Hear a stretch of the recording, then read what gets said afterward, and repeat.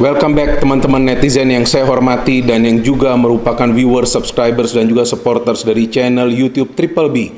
Saya membuat video ini agar teman-teman mendapatkan sudut pandangan yang real, yang logis dan juga sesuai dengan data dan fakta. Karena data dan fakta adalah kebenaran dan kebenaran adalah kenyataan yang tidak bisa kita tolak. Ya kan? Jadi saya ingin membahas tentang pertandingan Manchester United lawan Başakşehir.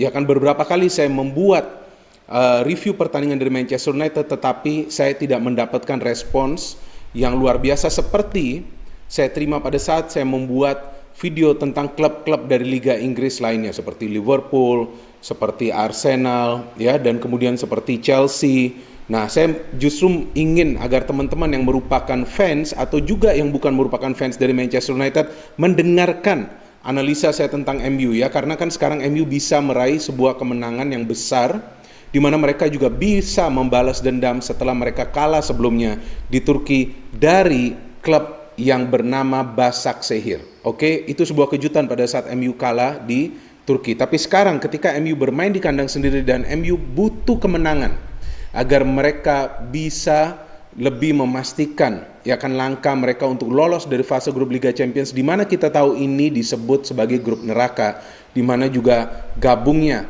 ada Leipzig ya kan dari Jerman dan kemudian Paris Saint-Germain dari Prancis. Nah, saya melihat pertandingan ini terus terang milik MU, ya kan, sepenuhnya 100% milik MU, dan seharusnya mereka bisa menang dengan jumlah gol lebih banyak lagi. Tapi oke lah, mereka bisa mencetak 4 gol, mereka juga bisa menjaga kestabilan dalam permainan dengan masuknya pemain-pemain dari bangku cadangan. Juga saya kira sebuah kredit tersendiri bagi Ole Gunnar Solskjaer yang membuat beberapa perubahan di lineup yang signifikan yang membuat MU bermain sangat menarik, atraktif, dan juga bagi saya ini pertandingan yang menghibur ya, karena saya nonton pertandingan ini. Oke, kita tahu bahwa di lineup ada beberapa pergantian yang dilakukan yang menarik. Donny van de Beek main kali ini bersama Bruno, ya kan, ada Fred, kemudian Rashford dan Martial bermain secara sinkron ya kan dengan Bruno Fernandes di belakang single striker Cavani. Saya suka ini Martial ketika ia bermain di posisi sayap, karena pemain ini sebetulnya memang memiliki keterampilan untuk mengandalkan kecepatan dan juga skill yang ia miliki. Di depan Edinson Cavani memang tidak mencetak gol, but he is the most influential player in this game. Ia pemain yang paling memberikan pengaruh dalam cara MU mencoba untuk menciptakan peluang atau juga mencetak gol. Nanti saya jelaskan. Dari Başakşehir kita tahu ada beberapa pemain-pemain yang memang bisa mereka andalkan di game ini ya. Dan kita tahu bahwa klub ini juga adalah klub yang sekarang lagi istilahnya naik daun lah di Liga Turki. Kita tahu ada Skrtel, mantan pemain dari Liverpool, ada Rafael, mantan pemain Manchester United, ada Viska, ini salah satu pemain yang diandalkan dan juga kapten klub, ada Chadli ya, kita tahu pernah bermain di Liga Inggris juga, saya kira dengan Tottenham Hotspur. Dembaba, who doesn't remember Dembaba, ya kan, ini pemain yang bagus. Kita tahu beberapa waktu lalu juga pemain ini diandalkan ya untuk bisa banyak mencetak gol, dan saya kira bahwa pemain ini adalah pemain yang memang saya pernah melihat penampilannya cukup menarik ketika ia membela Chelsea.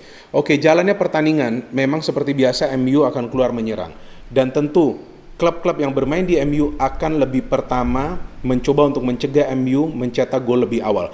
Tapi game ini seluruhnya milik MU. Ya, karena pada saat MU menyerang, mereka tidak hanya mengandalkan Bruno Fernandes untuk memulai serangan tersebut. Ada Wan-Bissaka, ada Telles ya di sebelah kiri, dan saya kira Telles bermain luar biasa di game ini. Kedua fullback ini tidak memulai serangan, karena serangan lebih sering dimulai dari lini tengah antara Van de Beek atau juga Fred. Ini yang saya perhatikan. Ya, Bruno sesekali juga memegang bola, menguasai bola, tapi kemudian kita lihat siapapun yang menguasai bola di lini tengah ini akan mencoba mengirimkan umpan ke salah satu sektor flank. Kenapa ke salah satu sektor flank atau sektor sayap? Karena di sana selain ada Martial, ada Rashford, ada juga Telles dan juga Wan-Bissaka. Tapi yang saya kira benar-benar berpengaruh adalah Rashford, Martial dan juga Telles. Wan-Bissaka sedikit defensif sampai ke lini tengah atau juga ia tetap stay di posisinya. Dan teman-teman bisa tentu yang sudah melihat gol-gol yang dicetak oleh MU, kita lihat bagaimana teamworknya bagus sekali. Sebelumnya juga mereka ada peluang dari Marcus Rashford yang hampir mencetak gol. Martial juga melakukan gerakan individualnya, coba passing tapi diblok beberapa kali. Martial juga mengandalkan kecepatannya untuk merepotkan para pemain Başakşehir di lini pertahanan, yang saya kira yang paling kesulitan di sini adalah Rafael. Dan kita lihat gol pertama yang dicetak adalah corner yang dilepaskan oleh Telles, di mana sebetulnya Cavani coba untuk menyundul bola tersebut, tapi justru mendarat di kaki Bruno, dan Bruno what a cannonball shot, ya kan, tendangan yang keras dari Bruno Fernandes yang mampu merubah skor menjadi 1-0 bagi MU. Dan itu adalah gol yang memang ditunggu-tunggu oleh MU, karena dengan lebih awal mencetak gol, tentu mereka akan lebih tenang untuk mengendalikan tempo permainan, untuk bermain ya mungkin lebih banyak dengan cara menguasai bola, ball possession lah. Dan kita tahu bahwa Başakşehir terus-menerus memberikan pressure ke pertahanan MU, tapi saya kira di sini pertahanan MU ini cukup solid. Kenapa solid? Bukan hanya soal peran Fred yang mencoba melapisi lini pertahanan, tapi juga para pemain di lini pertahanan tidak keluar dari posisi mereka. Dan antara Lindelof dan juga Harry Maguire banyak melakukan block shot dari usaha para pemain Başakşehir untuk mencetak gol. Dan jika teman-teman perhatikan, lebih banyak peluang dari para pemain Başakşehir ini dari luar atau dari tepi kotak penalti. So it's a good defensive display by MU ya. Mereka disiplin banget nih di lini pertahanan, dan terus terang mereka tidak kena counter attack dari Başakşehir. Nah, kenapa? Karena itu dia yang saya bilang, bahwa defense tidak maju, tetap berada pada posisinya. Bahaya jika dua pemain di defense ini, Maguire dan Lindelof, maju karena fullback maju.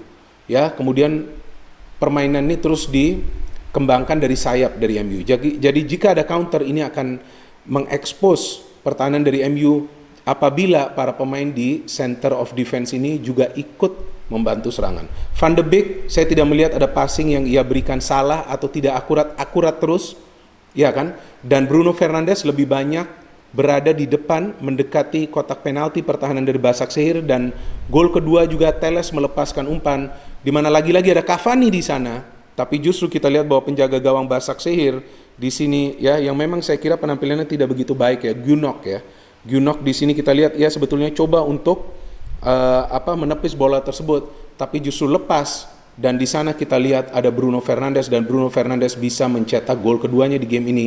Of course, second goal for MU. And then Lindelof long ball to Rashford.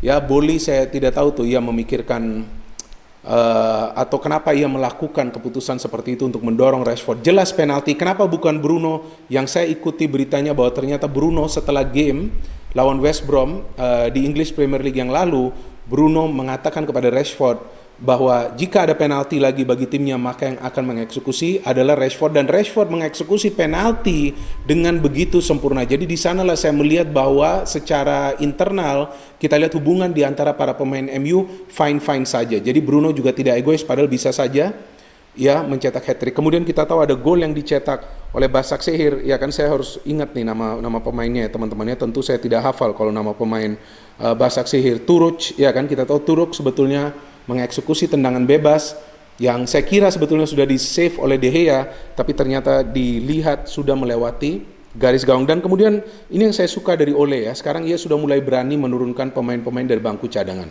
Dan yang ia turunkan adalah Mason Greenwood, Daniel James. Dan yang membingungkan bagi saya bahwa James juga bisa bermain ternyata di sebelah kiri, Greenwood bermain di sebelah kanan, dan kedua pemain ini bekerja sama untuk mencetak gol keempat bagi Manchester United. Tapi siapa yang memberikan passing awal? Passing awal dari Van de Beek yang membuka pertahanan dari Başakşehir dengan true pass-nya. Kenapa bisa begitu? Karena Başakşehir para pemainnya mulai lebih gencar melakukan serangan. Justru Başakşehir yang termakan counter attack dari MU dari gol keempat Manchester United. Jadi saya kira bahwa keberhasilan MU karena memang di sini Ole Gunnar Solskjaer melakukan beberapa perubahan ya dari posisi pemain. Seperti Van de Beek bermain sedikit ke belakang, ya kan? Bruno bermain jauh di depan, ia tidak terlalu terlibat dalam membangun serangan walaupun beberapa kali ia mencoba menjemput bola. Tapi Van de Beek is the passer of the ball. Ia mengendalikan, ya kan, seperti apa serangan MU, passingnya nih kemana. Bruno yang lebih terfokus untuk mencetak gol. Jadi ini bagus, sudah jelas nih peran antara Van de Beek dan juga Bruno. Van de Beek tidak banyak mencoba mendekati kotak penalti pertahanan dari Başakşehir. Alex Telles, ya kan, saya melihat ia memberikan 4 key passes, di mana 2 key passes tersebut membantu MU mencetak 2 gol. Ya, kemudian Van de Beek seperti yang tadi saya jelaskan, no miss passing. Maguire banyak block shot. Lindelof bahkan bisa memberikan umpan-umpan jarak jauh dari belakang atau long ball passing. Banyak yang akurat. Martial efektif sebagai winger. Rashford luar biasa cutting inside beberapa kali untuk mencetak gol. Ya, De Gea not bad. Nah, saya kira bahwa ini adalah penampilan di mana para pemain MU ini bersinergi satu sama lainnya di setiap lini. Ini yang kita tidak lihat lawan West Brom. Tapi di sini kita lihat bahwa MU kaya kreasi, kaya inovasi juga pada saat mereka mencoba menyerang. Jadi ini membingungkan juga para pemain dari Başakşehir. Jadi saya kira peran dari Ole Gunnar Solskjaer juga cukup besar untuk merubah ya kan para pemain dari posisi mereka awalnya dan juga membuat MU tampil ya kan memukau, dan juga saya kira di game ini MU betul-betul ngamuk setelah tentu saya kira mereka juga dikritik dengan penampilan mereka lawan West Brom di English Premier League lalu.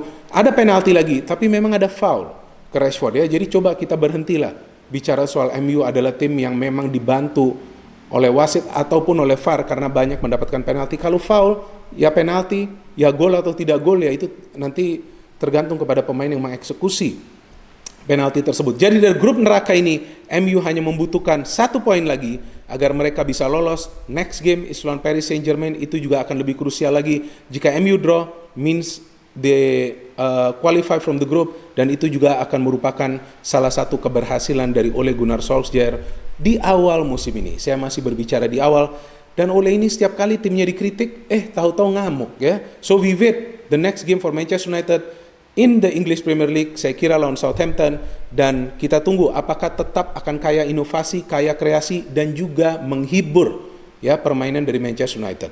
Thank you for watching. No hate, only football. Salam sepak bola.